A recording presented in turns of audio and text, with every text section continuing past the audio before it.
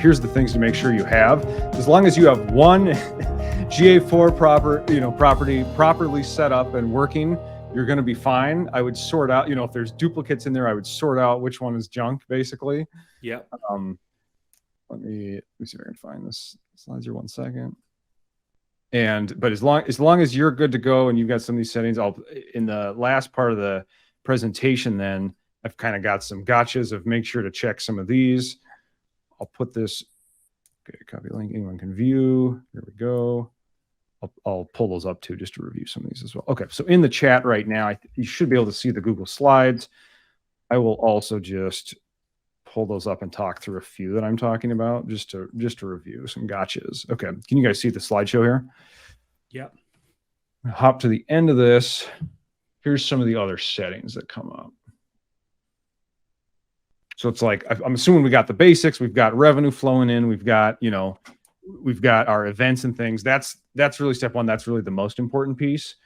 And then once you've got all that working, other settings here. All right, how long the data saves, internal traffic filters, cross-domain, unwanted referrals, timeout. So one of them, we were looking at data collection earlier.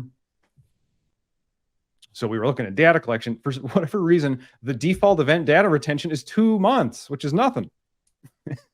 So step that one up to 14 months is my vote, and save that puppy, and maybe make this a checklist and go through with all your clients, right? If you filter out internal traffic, you can do that in here under data filters.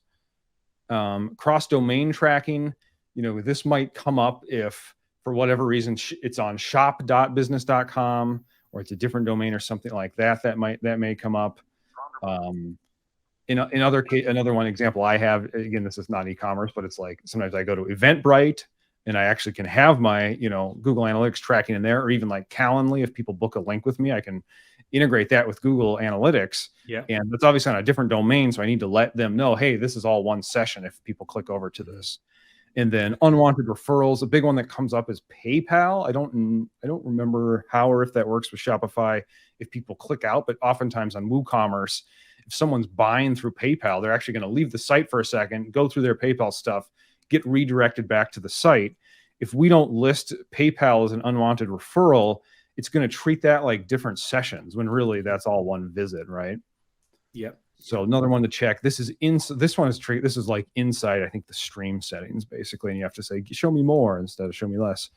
And then the e-com tracking we've talked about. It really is, if you've got revenue flowing in, if you've got add to cart and everything like that showing up, your e-commerce should be working in there. So those are the things I would check.